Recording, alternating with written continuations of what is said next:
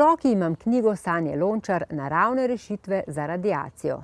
Iz dneva v dan smo namreč izpostavljeni številnim sevanjem in prav je, da jih prepoznamo in smo nanje tudi ustrezno pripravljeni. Več o knjigi najdete na zazdravje.net, kjer jo lahko tudi naročite. Sicer pa nam bo Sanja Lončar v naslednjih minutah povedala, kakšne začimbe naj uporabljamo v jesenskih jedeh, da nam hrana ne bo povzročala težav.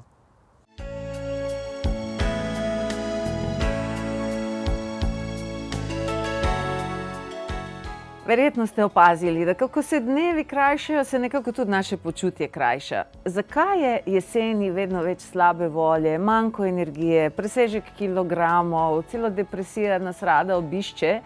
Ni za vse krivo pomanjkanje sonca ali nore želje naših partnerjev, otrok, direktorjev ali politikov. Veliko ima opraviti tudi to, kaj imamo na krožniku. Namreč, jeseni začnemo uživati živila, ki so izjemno zdrava, vendar imajo to slabo lastnost, da upočasnjujejo našo ščitnico.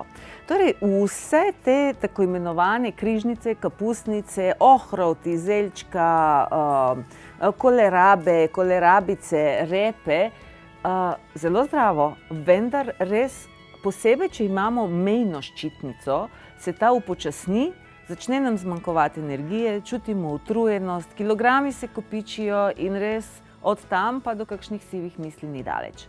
To ne pomeni, da to hrano nehamo uživati, vendar moramo vedeti, kako jo uživati, da nam ne povzroča težave.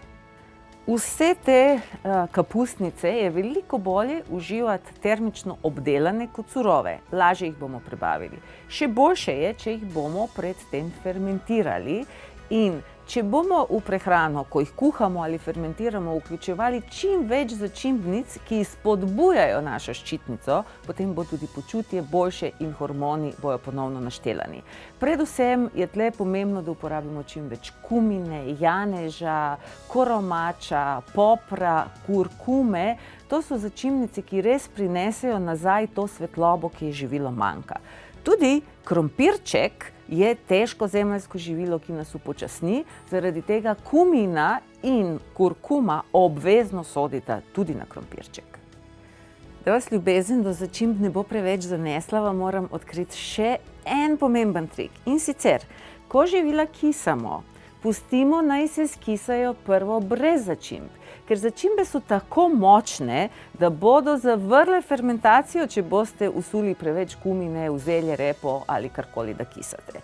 Torej, prvo bomo skisali najlažje v kakšnem sodu in šele ko je fermentacija končana, torej po mesecu ali več, bomo lahko to ali začeli jesti ali prestavili v steklene kozarce in takrat je pravi trenutek, da noter dodamo kumino, lovor ali začimbnice, ki jih želimo.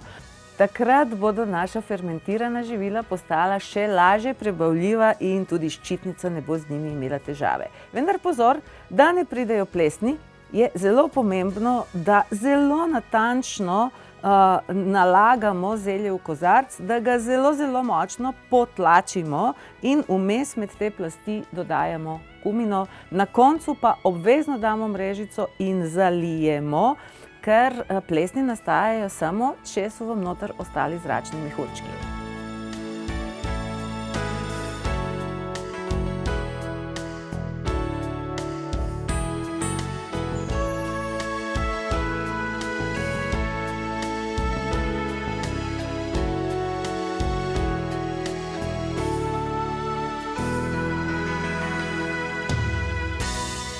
Ja, ko je sonca vse manj, potem sonce lahko začnemo tudi dodajati v obliki žafrana, v obliki šentjanževke ali se malo izposodimo moči vrtnice.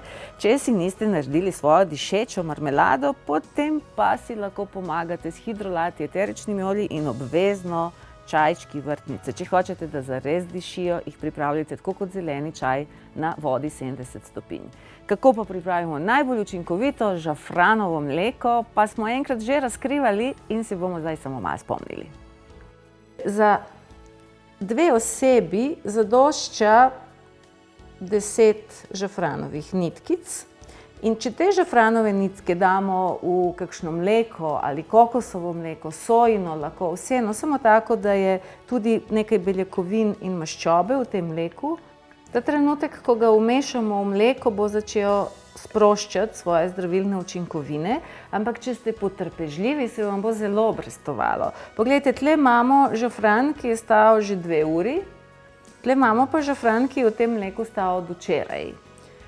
Že barva vam pove, da to ni enako, tudi okus je popolnoma drugačen. In če ste dovolj potrpežljivi, pa žafran namočite en dan ali celo več vnaprej, potem boste dobili mleko ali recimo kokosovo mleko, v katerem se bo izlužilo vse tisto, kar gre v vodo in v maščobo. Boste dejansko zajeli vse, kar žafran lahko ponudi.